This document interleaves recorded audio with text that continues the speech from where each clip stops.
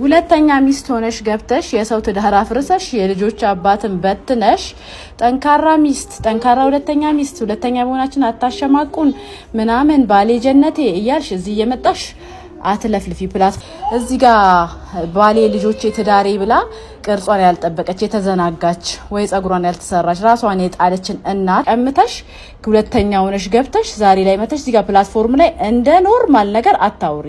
እንደ እስልምና ተከታይ ዲኑ የመራበትንና የፈቀደበትን መንገድ ባልቃወምም እዚህ ጋር እየመጣሽ የምታወሪው ነገር ግን ማለት ነው አንቺ ጠንካራ አይደለሽም። ጠንካራ እናትማ የመጀመሪያው አፈርፈሽታ አፈርደሳ እዚህ የደረሰች ከባላው ጋር ከልጆቿ ጋር አንቺ ሁለተኛ ሚስቶች በጠቅላላ ግን ኒቃብ ለበሱ እንዴ? ሂጃባቸውን አስተካክለው ነው ሱሪ ያወለቁ እንዴ? ሁለተኛ ሚስቶች ጋይስ አልገባኝም። እቺ ፓርት ስትነካ ሴንሲቲቭ ፓርታችሁ የሆናችሁ አንዳንድ ግለሰቦች ወይ ማስተማሪ ነኝ መካሪ ነኝ ባዮች መጀመሪያ ሂጃብሽን ልበሺ መጀመሪያ እንደዚህ መጀመሪያ ምናምን የምትሉት ነገር እኔ ሂጃቢን ብለብስም ሂጃቢን ባስተካክልም እስልምናን አልተችም። ምክንያቱም እስልምና የሚተች ሃይማኖት አይደለም። የተቻውት ሁለተኛ ሚስት ነው። እናንተ ደግሞ መጣችሁ እኔን በሂጃብ እየተቻችሁኝ ነው። ኦኬ እሾህን በሾህ ነው ትችትን በትችት እየመለሳችሁልኝ ነው ማለት ነው። ለማንኛውም አላማችሁ ሂጃብን ማስፈን ከሆነ ስለ ሂጃብ ማስተማር ከሆነ ስለ መሰተር ከሆነ አላማችሁ ሁላችንም ምከሩን፣ ሁላችንም አስተምሩን። ሁለተኛንም ሶስተኞችንም አንደኞችንም እንዲሁንም ስንግሎችንም አስተምሩ። ምክንያቱም ፈርድ የሆነብን ሂጃብ ሁላችንም ላይ ነው። ስለዚህ ሳታዳሉ ሁላችንም ሂጃባችሁን ተሸፈኑ ሂጃባችሁን ልበሱ ብላችሁ ትምህርቱን ለሁላችንም አስተላልፉ። አላማችሁ ደግሞ ሁለተኛ ሚስትን እና ሶስተኛ ሚስትን መደገፍ ወይም ሁለት ሶስት የማግባት እቅድ ካለ አግብተህም ከሆነ እሱ የኔ ጉዳይ አይደለም። ነገር ግን እሱንም ለማህበረሰቡ ግልጽ አድርጉት፣ አስተምሩ። እስልምና እንዴት ነው የፈቀደው? ክራይቴሪያዎች አሉት። ሁለት አግቡ ሲል ሶስት አግቡ ሲል መስፈርት አለ። በዚህ ዙሪያ ቪዲዮ ልሰራ አላሰብኩም ነበረ። ግን ደግሞ ሳስበው ሴት ነኝ ሙስሊም ነኝ እና ይመለከተኛል ብዬ ልሰራ ወሰንኩ ማለት ነው። የሰሞኑ የሁለተኛ ሚስት ውዝግብ ወይም ጸብ ማለት ትችላላችሁ በዛና በዚህ ጎራ ተከፍሎ በሁለተኛ ሚስትና በአንደኛ ሚስቶች መሃል ጸብ ተፈጥሯል። ራሴን ሀሳብ ስገልጽ ሁለተኛ ሚስት ትዕዛዝ ማግባት ይቻላል የተባለበት ትዕዛዝ ለወንዱ ጥቅም ብቻ ሳይሆን ለሴቶችም ጥቅም ነው ታስቦ ሁለተኛ ሚስት ሶስተኛ አራተኛ የተፈቀደበት ሴቷንም ለመጥቀም ሴቶችን ከጉዳት ለመጠበቅ ለምሳሌ ባሎቻቸው የሞቱባቸው ሴቶች፣ የቲም የያዙ ሴቶች፣ በተለያየ መንገድ ትዳራቸውን የፈቱ ሴቶች እንዲሁም ደግሞ ኢኮኖሚካሊ ችግር ያለባቸውን ሴቶች አግብቶ ወንድየው ችግራቸውን እንዲቀርፍ ነው። ያ ነው ትዕዛዙ። ግን ትዕዛዙ የሆኖ ሳለ ደግሞ ወንድ ከነዚህ ሴቶች ውጪ ማግባት አትችልም ማለት አንችልም። ምክንያቱም መርጦ ማግባት ስለሚችል ስለተፈቀደለት ማለት ነው። ያማለይህ ሁለተኛ ሚስትነት ሸሪዓው ፈቅዶታል፣ የታዘዘ ጉዳይ ነው። ነገር ግን ትዕዛዙን በጠበቀ መልኩ ሸሪዓውን በጠበቀ መልኩ ነው ወይ እየተደረገ ያለው? ወይም ሴቶቻችን እያገቡ ያሉት ባሎቻችን እያገቡ ያሉት በሸሪዓው መሰረት ነው ወይ? ያ ሌላ ጥያቄ ነው። እኔ በበኩሌ አይደለም ነው የምለው። አሁን ላይ በተለይ ለሴቷ ጥቅም የተጎዳችን ሴት ለማንሳት ወይም የቲም የያዘችን ሴት ለመጎብኘት የእሷን ህይወት ለማቅናት ሳይሆን አብዛኛው ለስሜቱ ብሎ ነው የሚያገባው እና ልጅቷም የተቃወመችበት ምክንያት ይሄ ይመስለኛል። እና የመጀመሪያ ቤት እያፈረሳችሁ ነው የምትገቡት አይነት ነገር ነው መልእክቱ። እና ሴቶችን ለመጥቀም ተብሎ ከሆነ ይሄ ጋብቻ የሚመሰረተው ሙሉ በሙሉ ሸሪዓው የፈቀደውን ትዕዛዙን ጠብቆ ቢገባ እኔ የመጀመሪያ ሚስትም ተቃውሞ አላት ብዬ አላስብም። ነገር ግን ተቃውሞ የሚመጣው የመጀመሪያ ሚስት ሙሉ በሙሉ እርግፍ አድርጎ ከነ ልጆቿ የት እንደወደቀች ምን ትብላ ምን ትጠጣ ምን ትልበስ ሁሉ ሳይታወቅ ለልጆቹ የቀለብ መቁረጥ ፍርድ ቤት እየተከራከረች ነው እሱ ሁለተኛ ሚስት የሚያስቀምጠው ማለት ነው። ይሄንን ነው ሴቶች የሚቃወሙት እንጂ ማንኛውም ሴት ትክክለኛ ኑሯን እያኖራት ሁለተኛ ሚስት ቢያገባ ትፈቅዳለች ብዬ ነው የማስበው። ዛሬ እኮ እያጣላን ያለው ፍቅር አይደለም፣ እያጣላን ያለው ጥቅም ነው አይደል? የመጀመሪያ ሚስት የገነባችው ቤት፣ የገነባችው ህይወት፣ ያስተካከላችው መስመር በሁለተኛ ሚስቶች እየተጣሰ ነው። ሀሳቡ። እና አንዳንዴ ፍቅር አያጣላም፣ የሚያጣላው ጥቅም ነው። ለጥቅም ብሎ ሲገባ፣ ለሆነ ነገር ለማግኘት ብሎ ሲገባ እኔ በልጣለሁ ከዛችኛዋ እኔ በልጣለሁ አይነት ፉክክር ከተገባ ምንጊዜም ጸብ ይመጣል። እና ብዙ ሁለተኛ ሚስት ሶስተኛ ሚስት ተገብተው በስምምነት የሚኖሩ አሉ።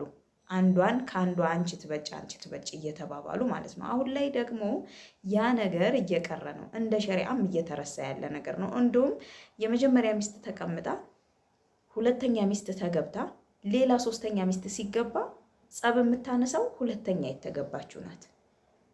ይሄ ምንድን ነው? ሰውየው ጥቅም ነው። በቃ የመጀመሪያዋ አርፋ ተቀምጣለች፣ ሁለተኛዋ ሶስተኛና አራተኛ ቢያገባ ትቃወማለች ማለት ነው። እንዲሁም የሚፈቱ ሁሉ አሉ። ለምን ሶስተኛ ገባህ፣ ለምን አራተኛ ገባህ ብለው ሁለተኞቹ ማለት ነው። አስቡት እንግዲህ። እና ይሄ ሁለተኛ ሚስት የሚያጣላ ሳይሆን በፍቅር ከተኖረበት በስነ ስርዓት ሸሪዓውን በጠበቀ መንገድ ከተሰራ ሐላልነቱ ምንም የሚያጠራጥር ነገር የለም። አለማመንም አይቻልም። ነገር ግን በጥቅም ዙሪያ ጸብ ስላለ ነው። እኔ የገነባሁት ቤት፣ እኔ ያስተካከልኩት ቤት ለምንድን ነው ለሌላ ሴት ሽፍት የሚሆነው አይነት ይነሳል በመጀመሪያ ሚስቶች። ሁለተኛ ሚስቶች ደግሞ ከኋላ ይመጡና ይሄም የኔ መብት ነው፣ ይሄንም የኔ መብት ነው፣ እዚህኛውም ልጆቼ መግባት አለባቸው፣ እዛኛውም የልጆች ሀብት ነው እና የመቆጣጠር አይነት መንፈስ ይኖራል። እና የመጀመሪያዋ ሚስት ጫና መፍጠር ነገር አለ እና ያ ጫና ከተፈጠረ ደግሞ ሁለተኛ ሚስቶች የተጠሉ ይሆናሉ ማለት ነው። እና አሁን ደግሞ እኔ ሁለተኛ ሚስት ነኝ፣ እኔ ሁለተኛ ሚስት ነኝ፣ እንደዚህ ነው ኑሮዬን እየኖርኩ ያለሁት የሚሉ ሚዲያ ላይ እየበዙ ስለመጡ እነዚህን ደግሞ የሚቃወሙ ሴቶች ይፈጠራሉ። ይሄ ኔቸር ነው በቃ። እና የመጀመሪያ ሚስቶች ምንጊዜም ሁለተኛ ሚስቶችን ይቃወማሉ፣ አይፈልጉም።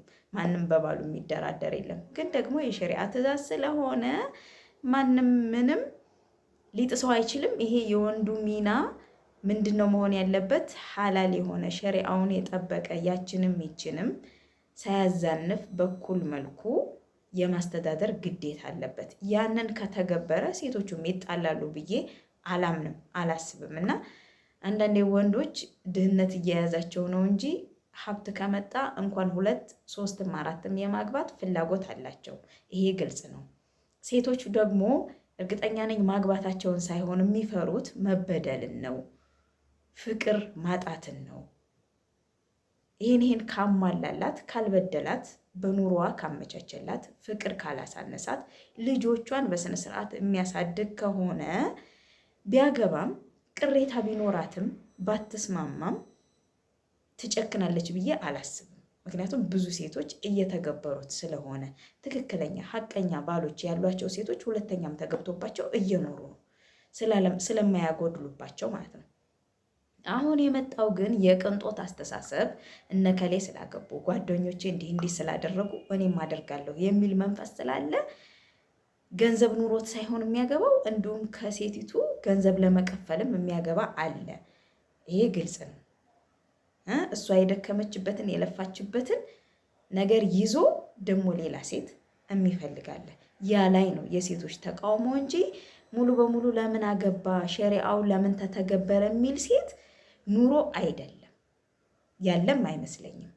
እስኪ ማናት ትክክለኛ መስፈርቱን አሟልቶ አግብቶ እሷንም እየተንከባከበ ያችንም እየተንከባከበ አይ ይሄ ከሸሪዓ እወጣለሁኝ እንጂ አንተ ይሄንን አታደርግም የምትል ሴት፣ አላህን የምትክድ እስልምናዋን የምትክድ ሴት የለችም። እኔ በበኩሌ ወንዶቻችን ችግር ስላለባቸው ነው ሁለተኛ ሶስተኛ ሚስትን የምንቃወሙ። በስነ ስርዓት ስለማያስተዳድሩን፣ ፍትሃዊ በሆነ መልኩ ስለማይዙን፣ ልጆቻችንን ስለሚበድሉ እንጂ ሸሪዓውን የምትቃወም ሴት ኑራ አይደለም እንደዚህ የሚባለው። እና ይሄ ደግሞ ጎራ ለይቶ የሚያጣላ ሳይሆን የሸሪዓ ጉዳይ ነው። የሚያጣላ የሚያነታርክም ለምን እንዲተባለ ለምን እንዲተባለ የሚያባብል ጉዳይ አይደለም። ሸሪዓን የማስፈጸም ኃላፊነት እንጂ ሐቁን ጠብቆ ሸሪዓውን ባዘዘው መልኩ የመፈጸም ኃላፊነት እንጂ የመጣያ መንገድ አይሆንም። እና እኔ በሁለተኛ ሚስት ዙሪያ ያለኝ ሀሳብ ይሄ ነው። ወንዶች ስታገቡ ሸሪዓውን በጠበቀ መልኩ ይሁን። ሚስቶቻችሁን እየካደማችሁ በስነ ስርዓት ይዛችሁ ነው ሌላን መመኘት ሌላን መፈለግ እና እሷም እንደዚህ ከተደረገላት ተቃውሞ አይኖራትም ብዬ አስባለሁ። እና ቅዋውን ከሰጣችሁ ሸሪዓን ማስቀጠል ወይም ደግሞ ሸሪዓ ያዘዘውን ነገር ማድረግ የተወደደ እንጂ የተጠላ አይደለም እና ይሄንን እኔ በዚህ መልኩ ነው የምፈታው። እና ውድና የተከበራችሁ ተመልካቾቼ ለዛሬ የነበረኝ ቆይታ ይሄ ነው። ከወደዳችሁት ሰብስክራይብ እያደረጋችሁ ላይክ እያደረጋችሁ ቻናሌን አድርጉት። አመሰግናለሁ።